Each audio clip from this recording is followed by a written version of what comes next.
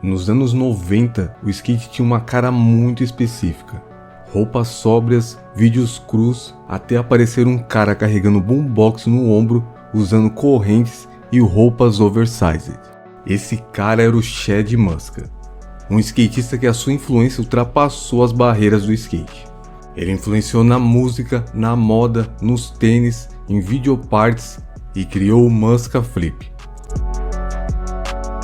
Ele estava vivendo como um superstar. E o mais louco de tudo isso é que antes da fama ele chegou a ser mendigo. Vamos descobrir como um cara que dormia nas praias de San Diego conseguiu se tornar um dos skatistas mais influentes da história. Muitos anos depois, até pessoas fora do skate perceberam o impacto que o Chad Muska teve naquela geração. Atores, músicos, artistas, muita gente chegava o Muska como muito mais do que só um skatista.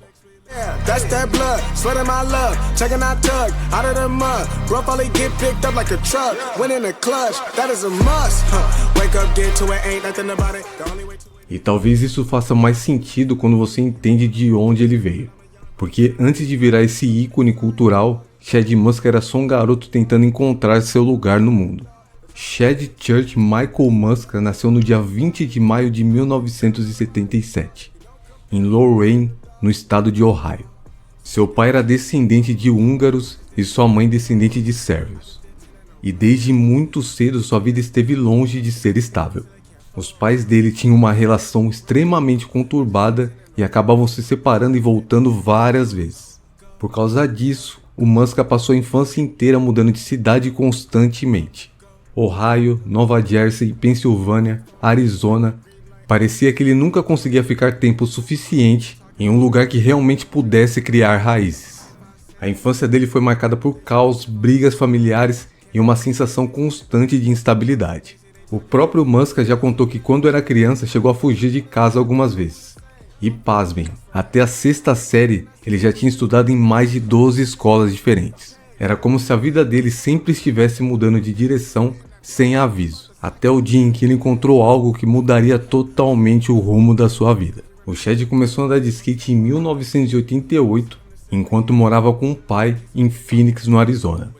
Ele passava boa parte do tempo observando os vizinhos andando de skate pela janela de casa, até que um dia pegou um skate emprestado e resolveu tentar também. E foi naquele momento que tudo fez sentido. Em meio a uma infância marcada por mudanças constantes, brigas familiares e a sensação de nunca pertencer a lugar nenhum, o skate virou a primeira coisa estável na vida dele. Anos depois, o próprio Muska disse que o skate foi a única coisa que não o abandonou. No começo ele andava em pistas locais, mas quando essas pistas começaram a fechar, o Muska migrou naturalmente para a rua. Corrimãos e gaps viraram um novo playground dele. Sem patrocinador, sem dinheiro e andando de skate no sol escaldante do Arizona.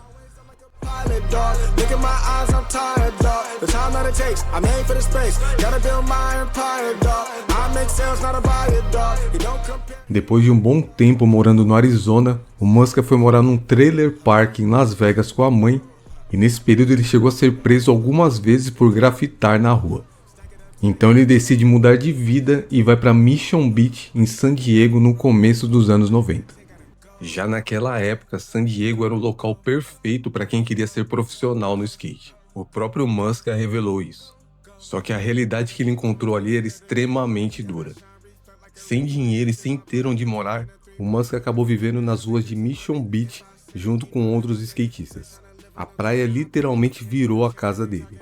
Ele passava os dias andando de skate, sentado no muro observando as pessoas passarem e tentando descobrir como sobreviver até o próximo dia. Ele tomava banho nos chuveiros públicos, à noite dormia na praia se cobrindo com uma toalha, e muitas vezes a prioridade do dia para ele era simplesmente conseguir dinheiro para comida, um beck e cerveja. E o mais impressionante é que, apesar de toda a dificuldade, o Muska não olha para aquele período apenas como sofrimento.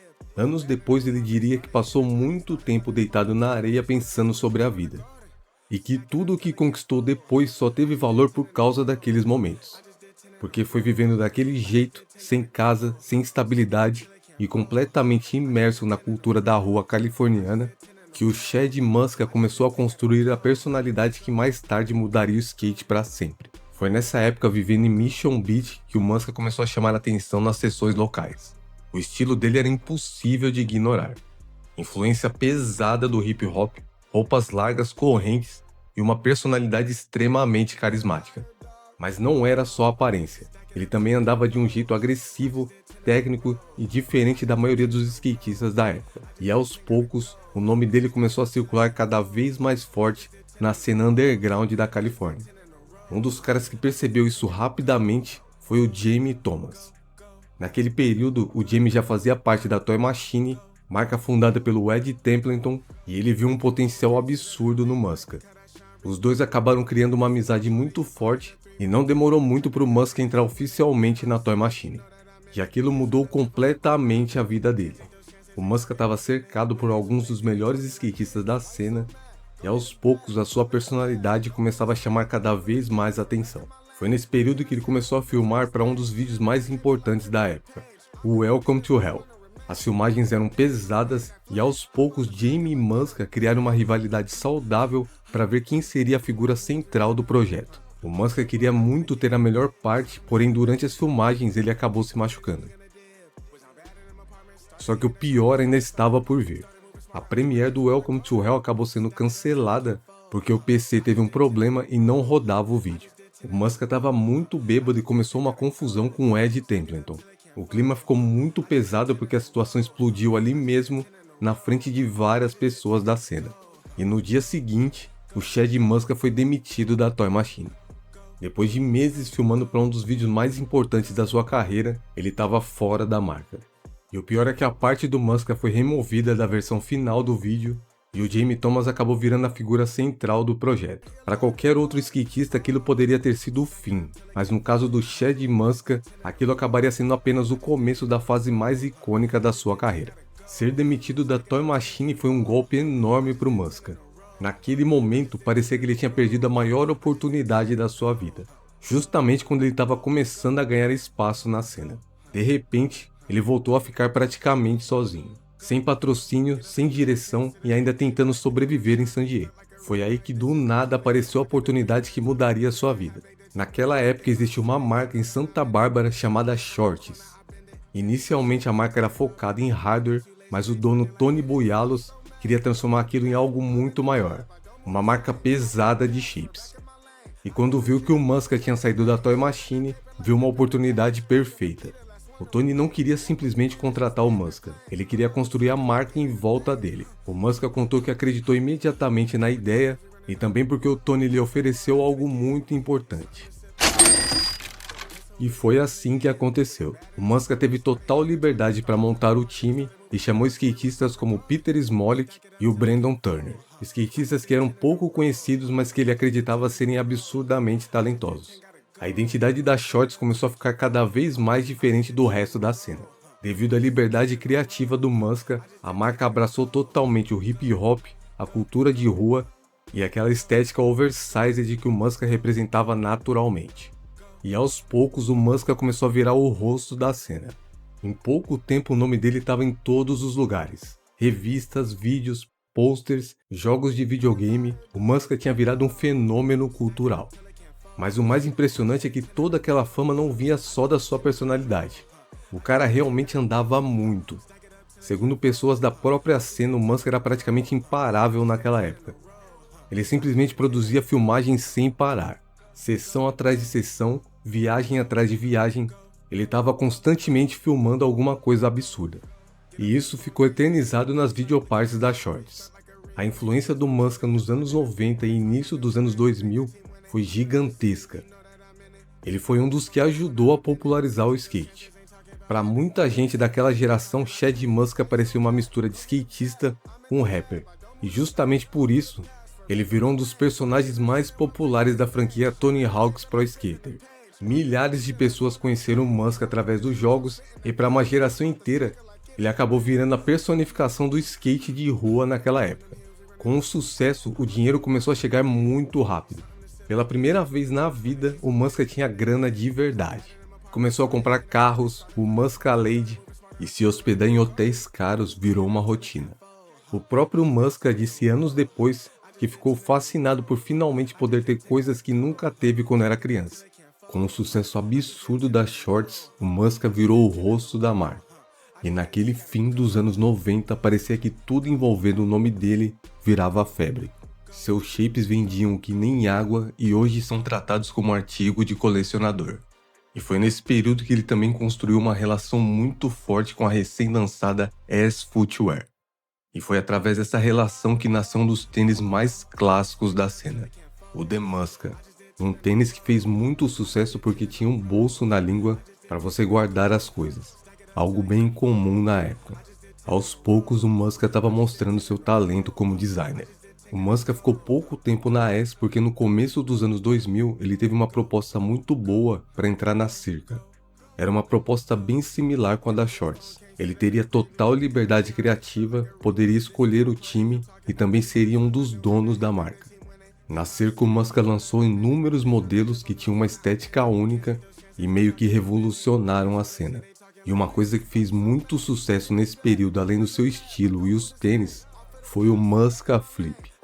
A manobra é um frontside flip muito estiloso, mas do jeito que ele manda é basicamente um hard flip body velho. O Muska disse em entrevista que não inventou nada e que na época tinha pessoas que também mandavam essa manobra. Mas não teve jeito, o Muska Flip acabou virando uma manobra associada à identidade dele. Música sempre fez parte da vida do Muska, principalmente o hip hop. E no auge da sua carreira no início dos anos 2000, ele decidiu criar novos projetos além do skate. E foi aí que nasceu o Muska Beats, um projeto pesado onde ele produzia os beats e com a parceria de inúmeros rappers famosos da época, como Flavor Flav e o Prodigy. Conforme os anos 2000 avançavam, o Muska começou a se afastar um pouco do skate. O sucesso tinha levado ele num nível completamente diferente de fama. Ele até revelou em uma entrevista que fama pode ser também uma droga viciante. E foi exatamente isso que aconteceu com ele. Foi um período que ele participava de muitas festas com celebridades, começou a andar com a Paris Hilton, ele estava vivendo aquele lifestyle de Hollywood e acabou esquecendo de andar de skate. Eventualmente o Muska se recuperou e em 2006 ele saiu da Shorts, entrou na Element, saiu da Circa e se juntou ao Angel Cabada para fundar a Supra. Na época o skate estava entrando em uma nova era, os tênis estavam ficando mais minimalistas, mas o Muska nunca foi um cara de seguir tendências. Ele queria fazer exatamente o oposto. E foi assim que nasceu o Skytop e posteriormente o Skytop 2. Dois tênis que misturavam basquete, high fashion e skate. E o sucesso foi praticamente instantâneo. Inúmeras celebridades usaram o Skytop e tênis de cano alto acabou virando tendência. O Skytop virou o Dunk daquele período. E mais uma vez o Muska mostrava sua mente visionária. Com o tempo, o Muska acabou voltando para esse lifestyle de Hollywood e em 2011 chegou a ser preso por fazer uma tag na rua. Ele estava visivelmente alterado e no outro dia ficou tão envergonhado que acabou fazendo um vídeo pedindo desculpas. Para ele foi a gota d'água e foi o início da era do Muska mais low profile. Ele chegou a lançar mais algumas versões do Skytop e também o Muska 2000, um tênis inspirado nos modelos da Circa e da Ace. Só que em 2020 a Supra é vendida, então o Muska decide ter uma vida low profile extrema. Ele sai de Los Angeles e vai morar numa fazenda em Ohio. Em uma entrevista ele revela que não queria ser mais o The Muska. And I hate to say, like, talking third person this way, but I didn't want to be the Muska anymore. Yeah, I wanted to be Chad. I wanted to be Chad, and I wanted to go chill, and I wanted to get my mind together and figure out what it was I wanted to do in life. Mas mesmo vivendo isolado numa fazenda, cuidando de animais e com um estilo bem diferente do que ele tinha nos anos 2000, o Muska continua alimentando sua mente criativa. O Muska tem feito muitas artes, desenhado vários shapes e recentemente lançou a Muska Footwear e relançou o Skytop, que agora chama Muska Top. Atualmente o Chad Muska tem 49 anos e é um cara que viveu intensamente. Ele literalmente viveu nos extremos. Teve uma infância caótica, morou na rua, virou celebridade e hoje vive completamente isolado numa fazenda. Um cara com uma personalidade única que influenciou uma geração inteira. E talvez seja por isso que a imagem dele marcou tanta gente. Porque ele não parecia um cara inalcançável, ele parecia humano, imperfeito, impulsivo, exagerado, criativo, mas completamente autêntico. O Muska ajudou a moldar o skate moderno E décadas depois do auge da sua carreira, é impossível falar sobre skate sem mencionar o nome dele.